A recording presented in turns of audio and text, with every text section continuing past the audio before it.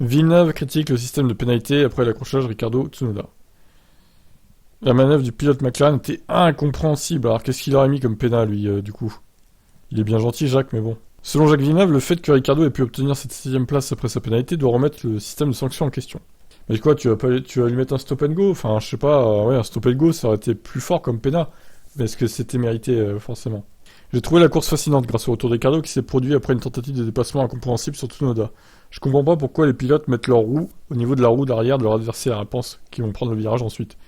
C'est pas ça, dépasser. Et Tsunoda lui fermer la porte à juste titre. Je comprends pas le système de pénalité non plus. Parfois c'est 5 secondes, parfois c'est 10.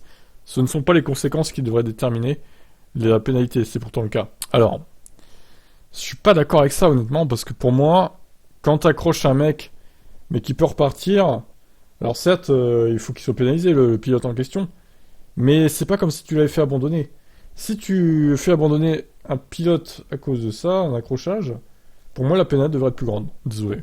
C'est comme ça que je vois les choses. Pour moi, on devrait juger sur les conséquences, justement. Villeneuve a ainsi pris l'exemple de Silverstone 2021, ah, tiens donc, lors duquel Hamilton a accroché son rival Verstappen, qui connaissait un gros accident. Pénalisé, le pilote Mercedes parvenait malgré tout à s'imposer. Hamilton recevait 10 secondes l'année dernière Silverstone, il y a eu du sous-virage et un gros accident en résulté. Il n'y a donc aucune cohérence. C'est toujours soit 5, soit 10. D'ailleurs, les pénalités de temps ne sont peut-être pas les mêmes, ne sont peut-être même pas les plus adaptées.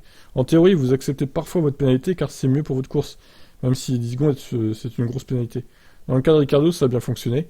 Il a certes dû travailler dur pour ça, et il était même plus rapide qu'Hamilton à un moment donné grâce à ses pneus. Allez, il remet un coup à Hamilton au passage. Il veut pas s'en empêcher ce mec, hein, c'est incroyable.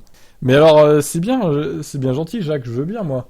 Mais qu'est-ce que tu aurais mis comme pénalité? Sois plus précis, enfin, je sais pas. Donne-nous ta propre pénalité, t'auras mis quoi? Un stop and go, un drive-through? Un drive-through, c'est quasiment l'équivalent de 10 secondes en plus, ouais, c'est 15 secondes quoi, en gros.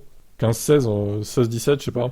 Ça dépend du circuit, mais ouais, je sais pas, il dit pas ce qu'il met comme pénal aussi, lui. Ouais, t'es bien gentil, Jacques, mais bon. Alors moi, je trouve que les 10 secondes de Ricciardo étaient plutôt méritées. J'aurais pas forcément mis plus. Qu'est-ce que vous en pensez, vous? Ciao.